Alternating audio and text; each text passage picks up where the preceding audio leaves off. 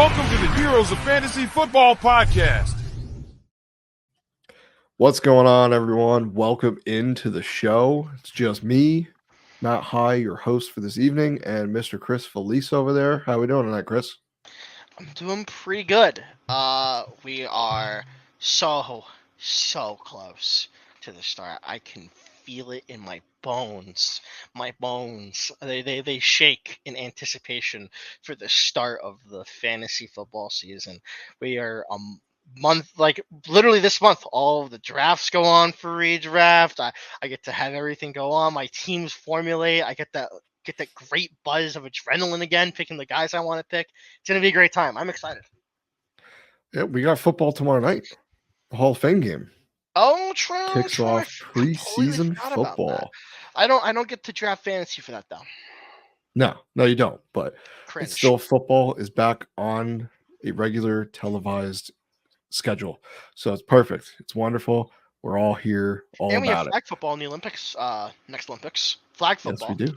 Yeah. The only chance we'll ever get to see Christian McCaffrey and Tyreek Hill on a team. Please, that'd be funny. Think about it. That'd be insane. Think about it. They should just hand us the medal then, because you're not catching them.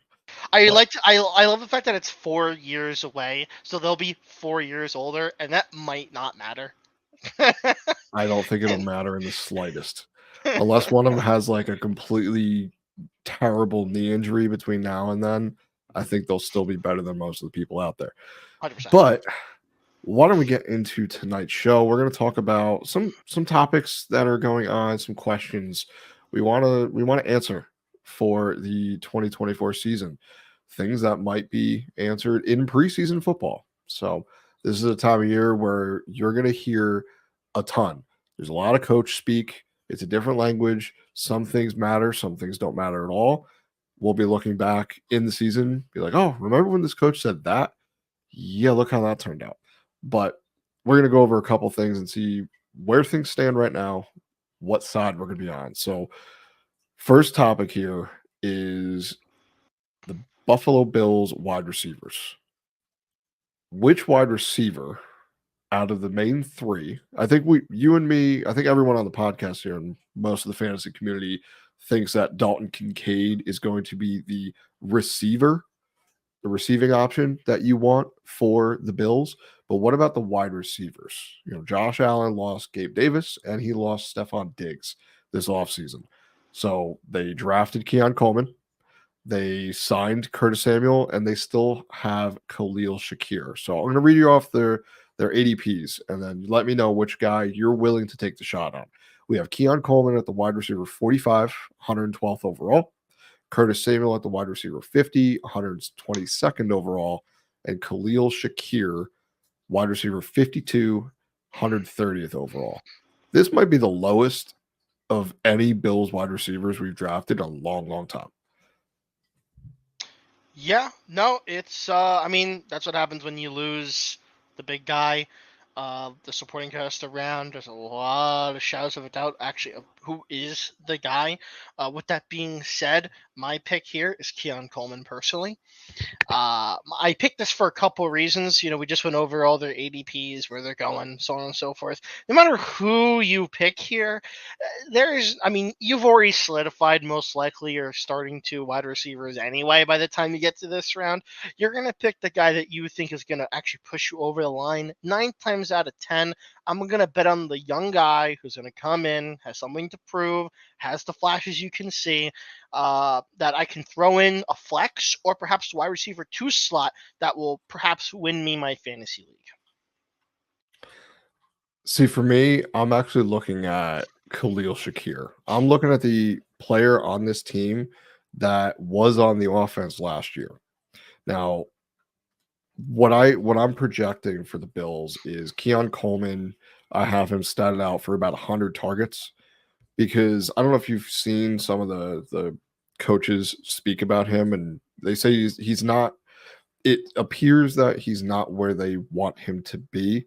That doesn't mean by week 1 starting he could be perfectly fine. He could be that guy, but at cost, I mean, like you said, they're all kind of going around the same price for me.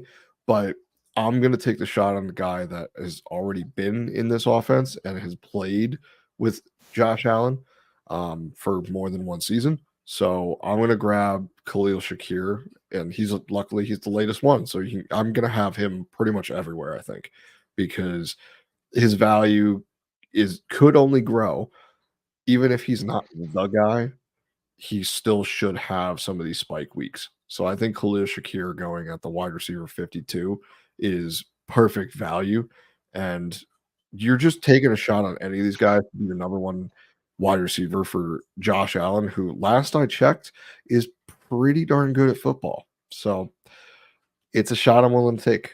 But so we have a little disagreement there. Are any interest at all in Curtis Samuel? Any No, interest? no. I have no interest. I will not draft Curtis Samuel in any league at all.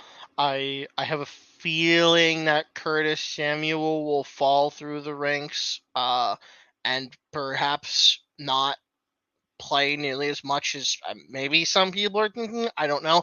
They will definitely focus their front on Coleman and Shakir. I believe Shakir is 1 year in. Coleman's obviously a rookie.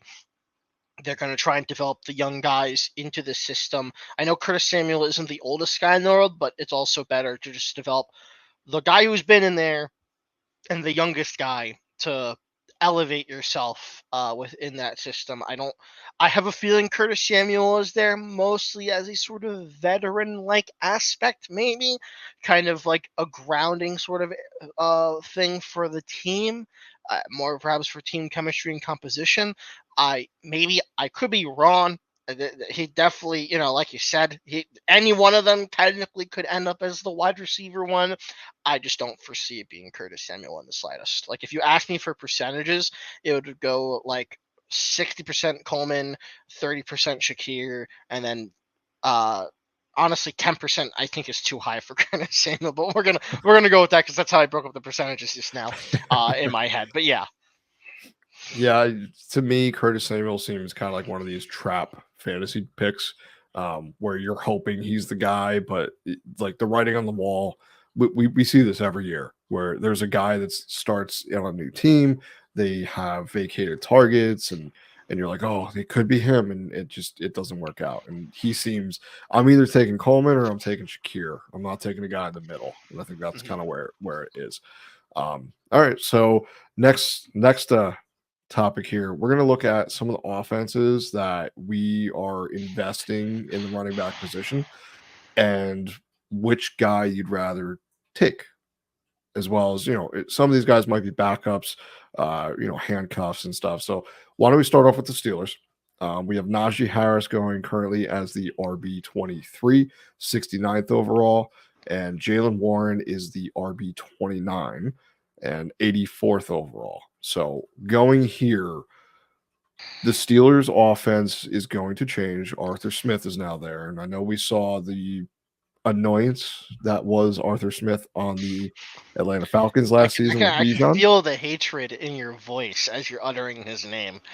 I'm happy for him, but You're happy for who? more than that, I'm happy for Arthur Smith. But I'm more Okay. happy for me because I have Bijan. I don't have to deal with that on a weekly basis. But despite that, the running back position in an Arthur Smith offense is usually pretty good. Despite the frustrations we had last year, Bijan and Algier and Cordero Patterson still put up numbers. I, So I could going into an feel the offense hate. with Najee Harris and Jalen Warren, I think there's a value here with one of these guys. Which side are you on? Najee Harris, personally. I I have a feeling the sporadic sort of calling from Arthur Smith's end will be tamed by Tomlin in some way and the Steelers' way, perhaps. I don't anticipate there being that huge of a split. I have a feeling they're going to try and leverage Najee more to a more realistic extent, I think. He had that one incredible year as a rookie, and then kind of fell down a bit. Now, there's a lot of reasons I feel as to why that occurred. Perhaps, there's definitely some on his end, some on the team's end. The team wasn't exactly in the best place for a while. They've made a lot of changes to quarterback. They have Russell Wilson. They have Justin Fields now. There's a lot of sort of changes of mindsets. They are very drastically different players. And of course, the Steelers are also deciding who's the future, in a sense. Do we draft someone? Do we take Fields? Do we sign Russell Wilson? Although I doubt that's going to be the option there. So I feel as if there's going to be a more balanced offensive scheme, and they're going to need someone who's the number one. And I just have a feeling that will end up being Harris over Warren, in my opinion. See, I agree. I like Najee Harris. All the news we've seen coming out of camp this year is he slimmed down. One of the recommendations he had from another Pittsburgh Steelers running back, Le'Veon Bell, and looking at their statistics just last season, it's Najee broke 1,000 rushing yards. He had 8 touchdowns. And it's really Jaylen Warren is going to possess more of the receiving back role. Last season, he had a 28% targets per route run rate compared to Najee Harris, who had a just under 17%. So a significant difference. Yards per route run was what in Warren's favor as well. He's just the more explosive back at this point.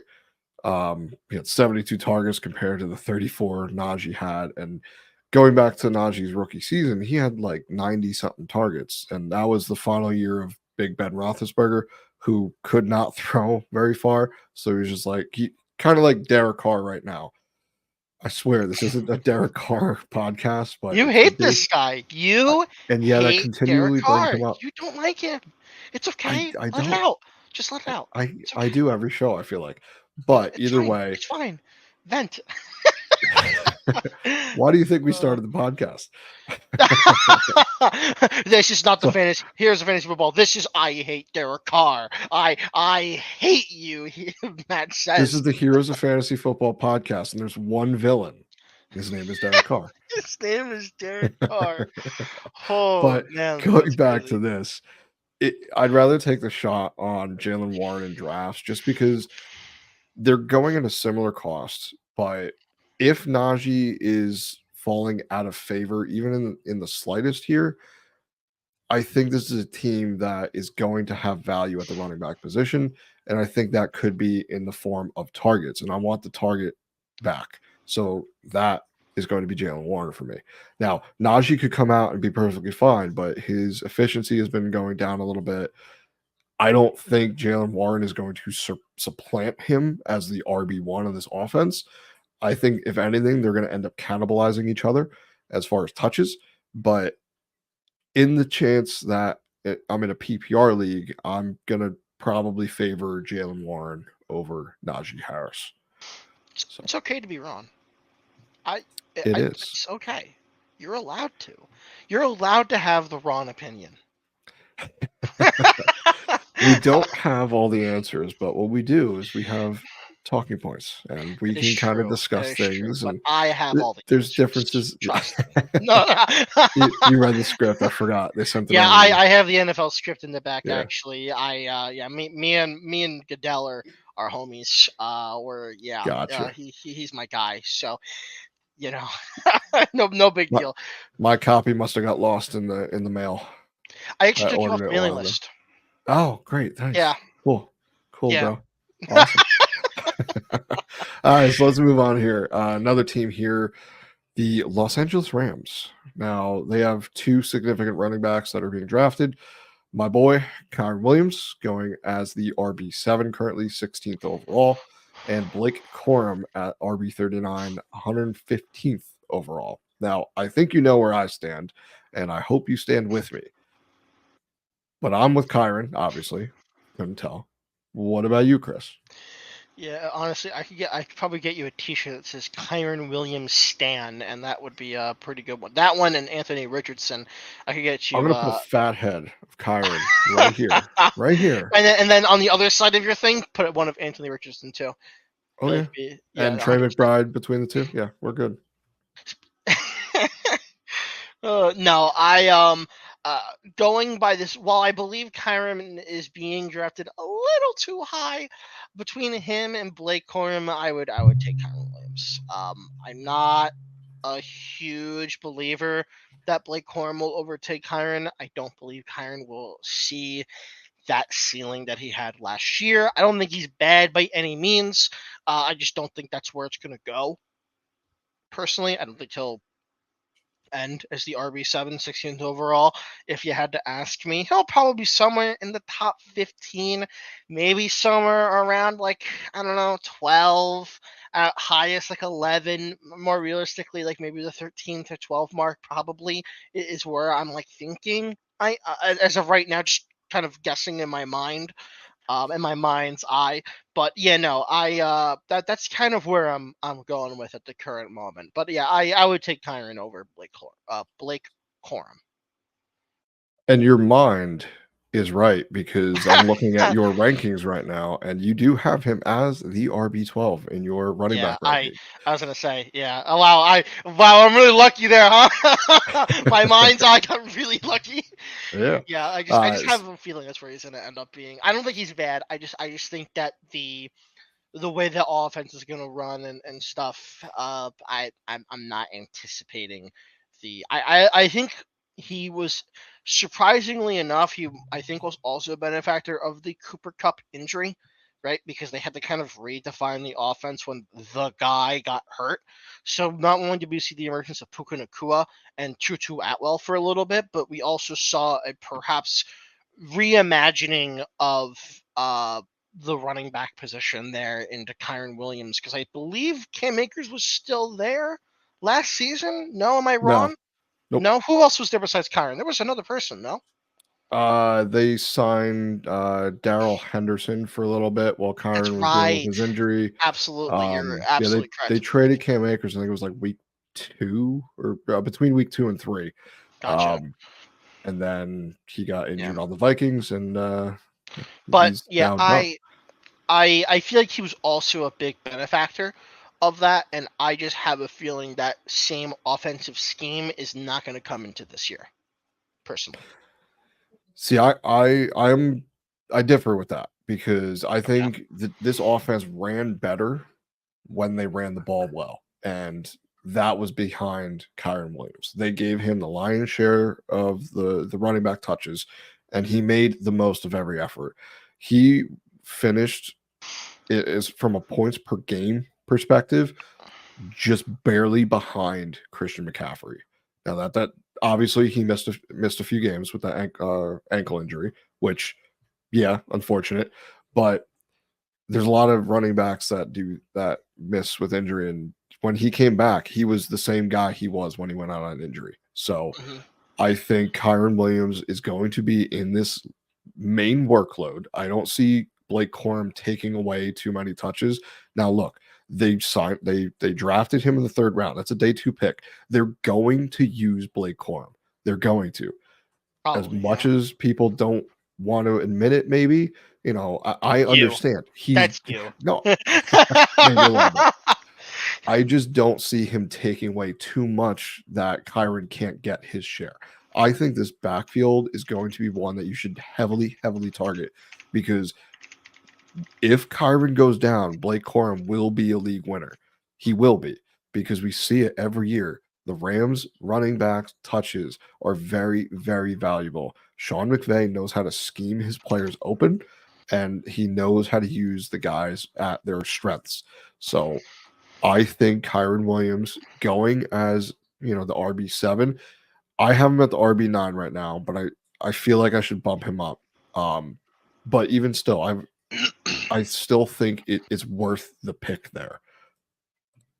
We can do with Blake Corum. He's someone I'm also looking. If I draft Kyron Williams, I'm looking to target Blake Corum as a handcuff in the draft. If I draft Kyron Williams, I'm not looking to leave the draft That's fair. without Blake Corum. That's very This is fair. one of the only offenses I'm looking to do that with. So is that where you kind of stand? I think that's a very fair thing. I like that a lot. I'm a very big fan of doing that in this situation. I think, especially knowing that you run the risk of, it's a very safe pick at like 115th overall. It's like you might as well you could drop him later on for some random guy in free agency because he's like whatever, that's fine. I feel like that's what you should be doing in those later rounds. In a sense, you should be in some way, shape, or form trying to solidify the starters. Like if you have to reach a little bit to get him, like that's like I say reach as if it's like gonna mean anything at that late of the game. But yeah, no, I think it's a fair mindset to have. All right, so let's move on to another offense that I feel like we're going to disagree on. So let's go into that. The Cincinnati Bengals backfield. Right now, it's Zach Moss leading the way at RB25, 77th overall, followed by Chase Brown, RB41, and 118th overall. Now, recently, multiple reports have come out that says Chase Brown has been getting the majority of snaps with the first team offense. But this could also be a time where they're just testing out players and, preseason starts next week. So this could just be, all right, let's see which guys are going to play hot hand and see who gets the RB1 role. But who do you think is going to be the running back you want in this offense to start? I have a feeling it's going to be Zach Moss. I think he's going to be the guy. I think Zach Moss is just explosive. We've seen it before. I have a feeling we're going to see it again. I don't anticipate too much of a change. He is a good player.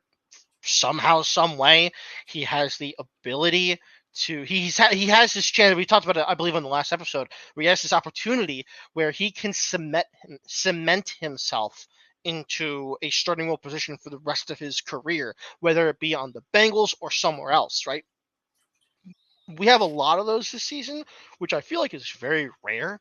But when they come, at least in my opinion, right, a player should most definitely be taking that opportunity, knowing that not only are they going to get the more money, but then they'll have more leverage. They'll get to the more competitive team. They'll have more agency on the team.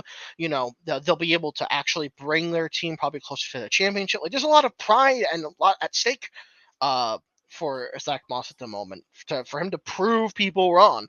And I have a feeling that he will follow through because he's shown in the past that he's a fantastic back.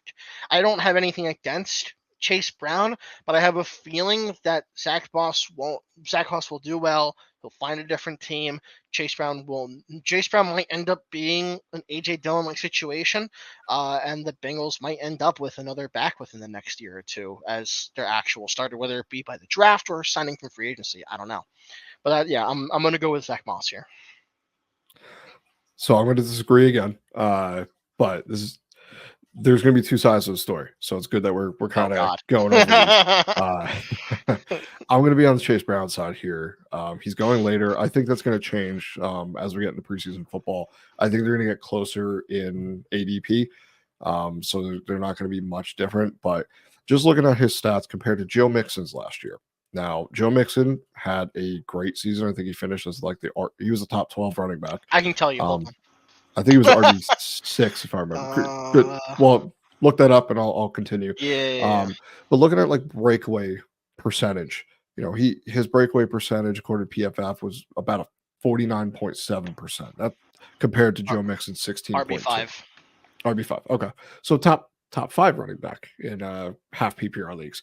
So we know this Bengals offense is going to utilize a running back, and one of those guys, Zach Moss or Chase Brown, is going to be a potential league winner. And both of these guys right now are more of a 0 RB draft pick.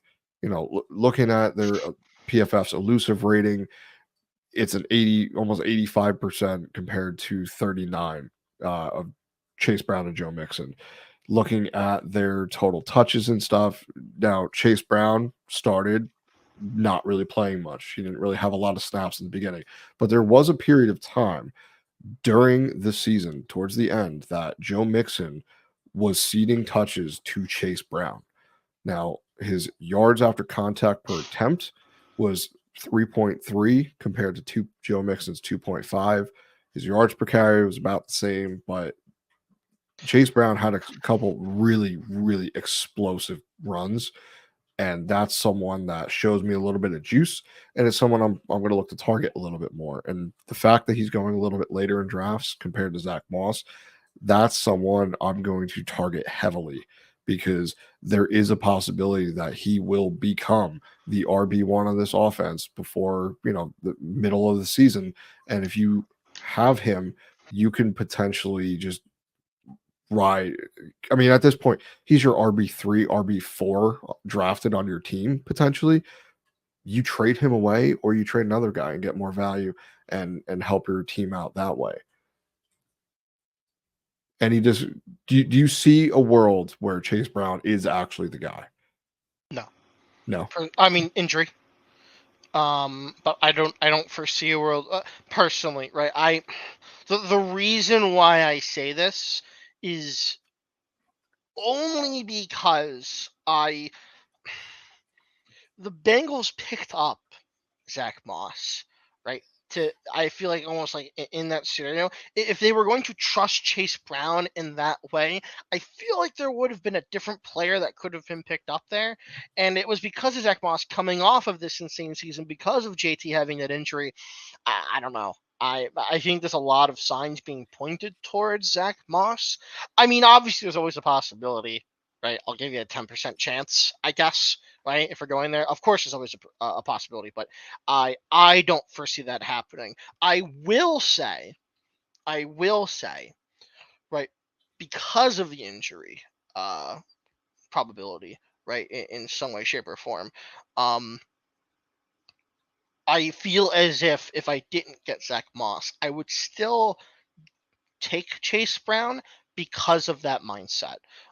Because of I just have a weird feeling. I usually don't do this, and I usually hate the thought of like predicting someone getting injured or it's like this guy's due for an injury or something like that. That's usually stupid. I just have a weird feeling that's gonna happen here. So I would still take him if you were rejecting late, but I don't foresee, unless if something like that happens, Chase Brown overtaking Zach Moss. Gotcha. All right, let's move on to our Seattle Seahawks. We have Kenneth Walker as the RB1 there, going at the RB16, 45th overall, and Zach Charbonnet, RB42 and 125th overall. Are you taking Kenneth Walker and just that's it, or are you looking to get both guys? Where do you see this back? I start every single time. Why don't you start? Change the pace. Go ahead. Give me your opinion. I'd rather take Kenneth Walker because I think that at that draft position, I think at that ADP, I think he's worth the pick there. He's probably his efficiency metrics haven't been stellar, but they haven't been anything to really scoff at per se. So I think his role in this offense is pretty much set.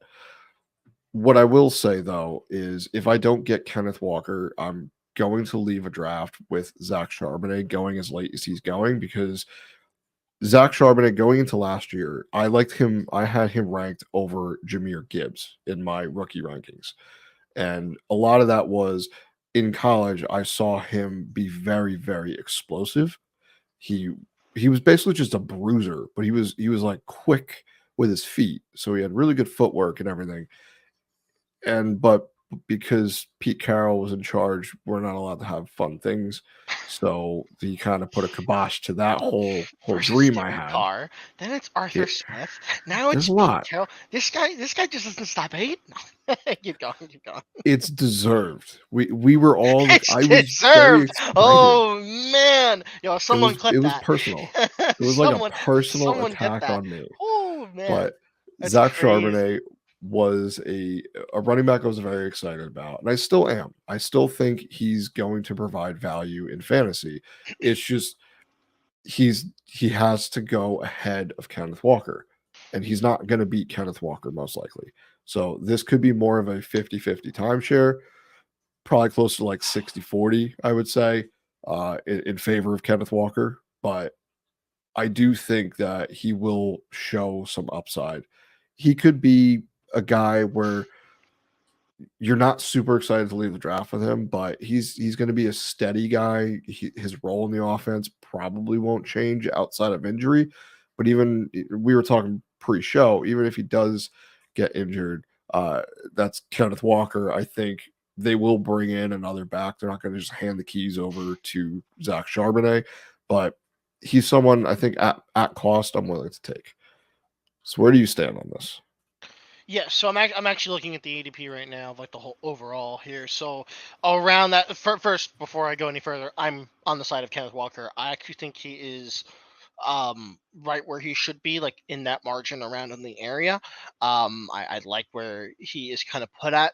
Uh, do I think, like, it'll probably be adjusted. My guess is that it will be adjusted to where he ends up being the running back like 17 or 18 off the board when finally the draft begins, for all your drafts begin. But that's just kind of my take. I don't think he's horribly positioned here. And I'm of the position where you should take Charbonnet if you're taking Kenneth Walker. My opinion of this is I'm looking at who you can take besides that. So I'm going to go realistic. You got Trevor Lawrence 121, Curtis Samuel 122. This is for half PPR, by the way. Let me make sure that's the case before I talk any further. Yes. Yes. Okay. Making sure. Okay, going back to this. So we have Trevor Lawrence at 121, Curtis Samuel 122, Tyler Lockett 123, Kirk Cousins 124, Zach Charbonnet at 125. Then after you have Cole Kmet, Matt Stafford 127, Freiermuth at 128, the Niners defense at 129, your guy, Shakir, going at 130. So I mean that's a perfect opportunity for you to do that. So it makes sense, right? You reach a little bit, you get to that point, whatever. That you're cool with that, right? Me personally, I'm taking Charbonnet, one, because if I have Coleman, I believe that's how it's going to be. I think Coleman's going to overtake Shakir. But also, two, having the insurance plan, I don't think they're going to just grab a guy and like have him take over fully. I feel like they might make the attempt of letting Charbonnet kind of have a role at it, in a sense, depending on how bad the injury is with Kenneth Walker. That could be the boon that you need. I mean, 1 or 2 weeks with Charbonnet. I mean, most of the time, right? When you really think about when like a new back comes in, right? I feel like about like 60% of the time they have a great like week or two. And sometimes that's really all you need to get you into playoffs or into that good seeding or to get you that next free waiver wire free agents. That way you can bolster your team. Sometimes it's all you need, and that's really all I'm going to hope for with this. I don't know if he'll stay on the team. He might get replaced with some bench or some free agent guy. I don't know, but I would take both if I can. But if I could only have one, I'm choosing Kenneth Walker. Gotcha. So let's talk about the Dolphins, because I know this is a backfield that we've been very excited about, especially after last year having the breakout of Devon Achane. Right now he's going at the RB10, 23rd overall, and Raheem Mostert, who had probably his best year of his career last season, falling to the RB26, and that's 75th overall. Which guy are you buying into Devon Achane ascending into the RB1 of this offense? Okay. So first, I think that's what the Dolphins are going to try to do. I think they're going to try and make Devon Achane the I'm sorry if I'm pronouncing that wrong. Achane. I'm not sure. I apologize. Achane. Is You it came Achane? out and you came out and said it's Achane. Okay. So Achane. I don't know if that's what they're going to try and do. However, if that's what I sorry, I think that's what they're going to do. Besides that, I'm on the Mostert side. The guy at the goal line, consistent. But if I'm being honest with you, I'm probably not going to draft either of them. There's too much risk involved with Achane being RB10, 23rd overall. I mean, I feel like that's in the range of like Pacheco, a little under is like Mixon, a little under of that White, a little under that. Walker. There's definitely a plethora of guys that I would rather have over Achan personally. And with Mostert, the age is up there. I know he had a great season last year, but who knows if that's going to happen again? I don't know. This offense is a little much for me to want to take the running back. I'm definitely looking at the receivers more. So as a show once said, for that reason, I'm out. Yeah, so for me, it's kind of I'm a little nervous about Devon Achane. I know Rich had him as his bust pick in the last episode. A lot of it is that he's undersized compared to the rest of the running backs at the position. For me, it's more of what I think this offense is going to do. And looking back in the last season, when games were on the line, they were going to Raheem Mostert. They put their trust in Raheem Mostert. Now, Devon Achane is extremely explosive, more so than Raheem Mostert. I understand that, but I don't think that Raheem Mostert is going to be getting this ridiculous 21 total touchdowns this season. But I do think even if it comes down to 10, that might That's a reduce some of solid the flex. opportunities. Yeah, That's a I mean, solid it might flex. reduce Yeah. some of the potential for Devon Achane's ceiling to be higher than what it is.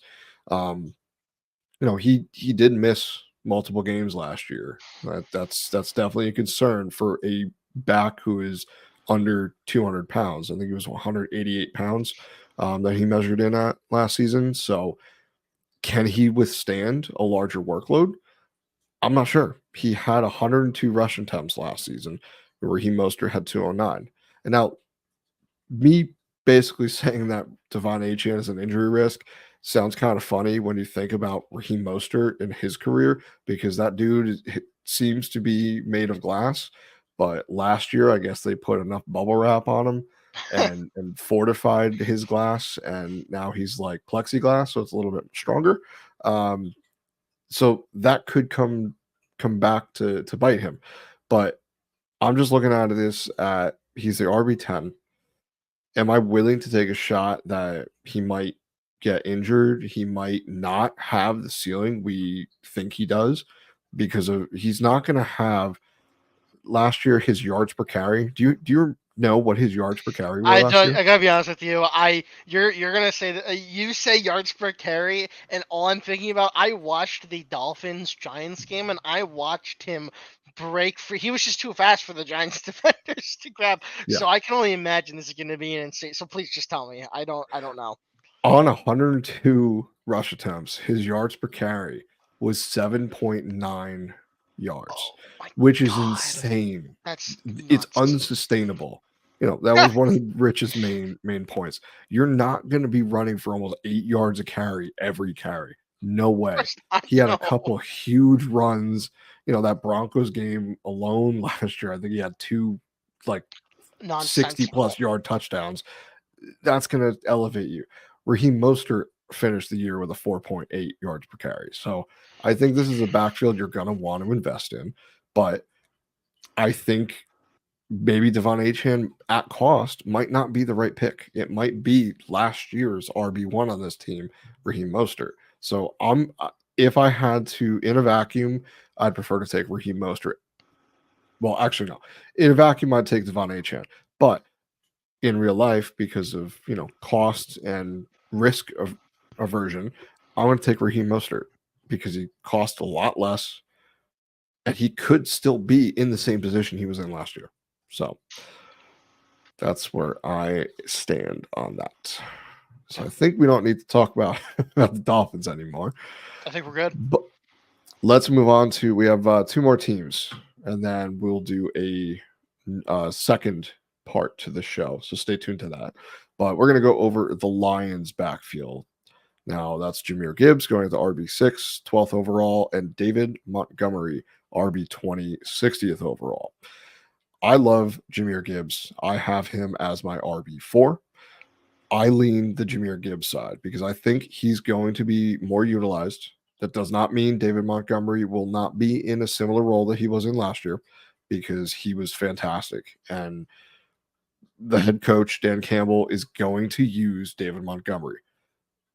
A lot of times when you find a coach that likes to run the ball, both running backs are going to do well. And we saw in the stretches where David Montgomery did not play, Jahmyr Gibbs was fantastic. But that does not mean David Montgomery is nothing. So going into RB20, I think that's decent value for him because he should have a goal line role. He should be used heavily in the red zone, especially in the green zone, because Jahmyr Gibbs is a little bit smaller as well. I think that Jahmyr Gibbs is going to get a plethora of targets. I have him close to 100 targets in this offense in my projections for the season. So in a PPR league, he's going to be a knockout pick. Now, where do you stand on the Lions backfield?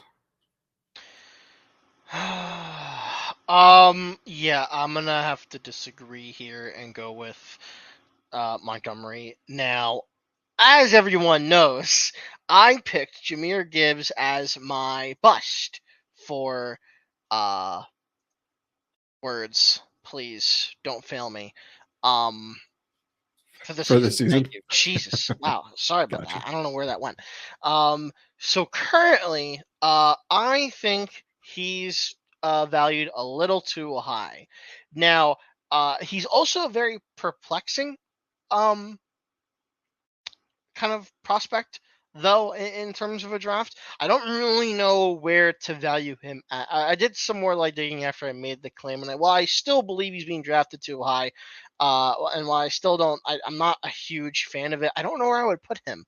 I'm gonna be honest. He's a little tough to kind of evaluate at the moment. I think just the with Montgomery being there, how the offense is shaping up, I think I would rather take the Montgomery option, and I would rather use the 12th overall pick for something more solidified in that sense. Perhaps a wide receiver. Yeah, probably actually just a wide receiver at that point, in all honesty. So if I go to average draft position, let's see. 12th overall. Yeah, so I mean, your options, you maybe get Jonathan Taylor. He's at 11. I'd rather have him. That's saying if the guy doesn't take Jonathan Taylor, then you have Puka Nacua, Garrett Wilson, and Devontae Adams. In all honesty, I think I'd almost rather have the wide receiver over Jahmyr Gibbs, if I'm being completely honest, in my opinion. So that's where I'm gonna stand there with that. I think I'll take Montgomery, knowing I'm not gonna get Gibbs, and I'll take Montgomery as my flex option later down the line if I get him. If not, I'm not too mad. All right. We got one more team to talk about their backfield, and then we will take a break and come back with the next episode. Tennessee Titans backfield. We have Tony Pollard, who they brought in this season, RB27 off the board, 81st overall. Then Tajay Spears, the current RB36, 104th overall. Now, Tajay Spears, last season, there was a stretch of time where he was outplaying Derrick Henry. Yes, he was. It was crazy. It did not make any sense because Derrick Henry is a man amongst boys. But the fact remains that Tajay Spears had a lot of targets, and that was something that did not go in the way of Derrick Henry typically. So Tony Pollard, similar back, in my opinion. I don't think he's going to be the guy in the main role because I don't think either one of these guys can be that. I don't think either one is going to take over and be the bell cow of this offense. But I do think that Tajay Spears will be used a little bit more heavily in the passing game, which elevates him in my rankings. I think I actually currently have him inside my top 24 running backs just because of how I expect this team to utilize the running back position and pepper him with a little bit more targets. Now, I think early down role is going to be Tony Pollard, just because I think he profiles more like that. But Tajay Spears can also do that as well. We saw it a little bit in stretches last season as well. So if he gets a little bit more of a workload in this offense, I think both of these guys, I think, could be good values because they're going pretty late compared to the other guys. You know, RB3s It's a guy you're going to put on your flex potentially. So I prefer to take the shot on one of these guys. And for me, I'm taking the shot on Tajay Spears. What about you, Chris? Yeah, so I'm gonna go with Tony Pollard.